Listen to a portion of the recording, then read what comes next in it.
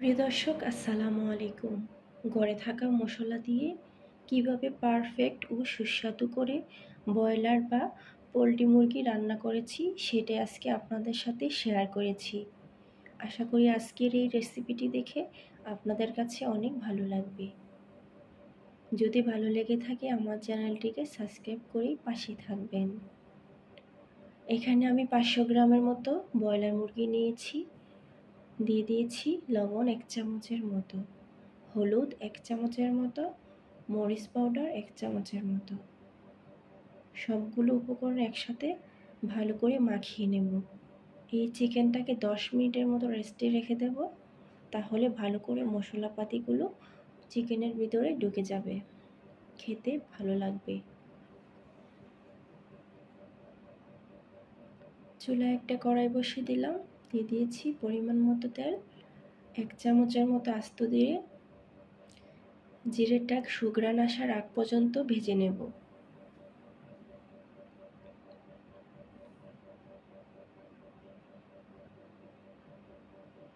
এবার দিয়ে দিচ্ছি এখানে আমি 2টো পেঁয়াজ। এই চিকেনটা গ্রেভিটা কীরকম হবে সেটা পেঁয়াজের উপর নির্ভরশীল। আমি একদম পারফেক্ট করে আপনাদের কাছে শেয়ার করেছি, দেখতেই থাকুন।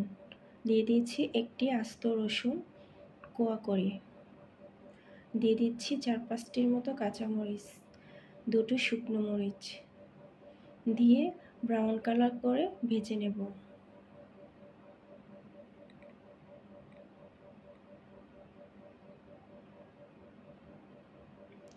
একটা টমেটো দিয়েছি, এটা বড় সাইজের টমেটো। আরও কিছুক্ষণ ভেজে নিচ্ছি। ভাজা হয়ে গেলে এবার আমি এগুলো উঠিয়ে নেব।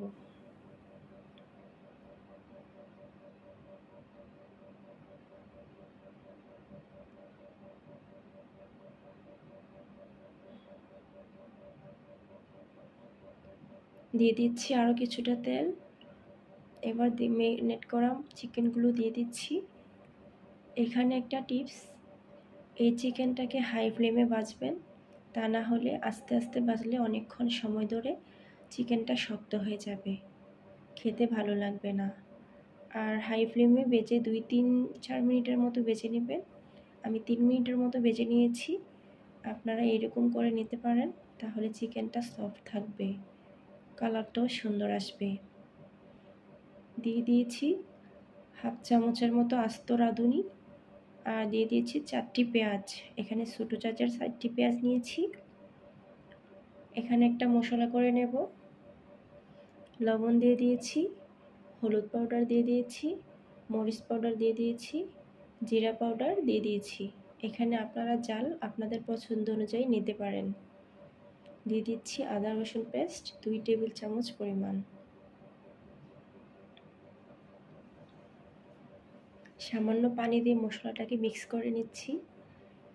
এইভাবে মশলাটা গুলিয়ে নিলে হয় কি, কালারটা খুব সুন্দর আসে আর মশলাটা পুড়ে যায় না। লং, তেজপাতা, দারচিনি, এলাচ দিয়ে দিয়েছি, দিয়ে কিছুক্ষণ কষিয়ে নেব। এই মশলাটা চুলাটা কমিয়ে কষাবেন, যতক্ষণ কষাবেন ততই সুঘ্রাণ বের হয়ে যাবে। এবার দিয়ে দিচ্ছি চিকেনটাকে দিয়ে চুলাটা কমিয়ে আস্তে আস্তে কষিয়ে নেব। এই চিকেনটাকে আস্তে আস্তে কষাবেন, এখানে এই পর্যায়ে কোনো পানি অ্যাড করা যাবে না। সেই বেজে রাখা মশলাটা পেস্ট করে নিয়েছি, দিয়ে দিচ্ছি। বিশ্বাস করেন, এই পেস্টটা দেওয়ার ফলে চিকেনটা যে এতটা টেস্টি হয়েছিল, আপনারা তৈরি করে বাসায় না খেলে বুঝতেই পারবেন না কতটা টেস্টি হয়েছিল এই রেসিপিটা। আপনারা চাইলে এরকম করে বাসায় বানিয়ে নিতে পারেন। সামান্য একটু পানি দিয়ে চিকেনটা নেড়ে চেড়ে দেব।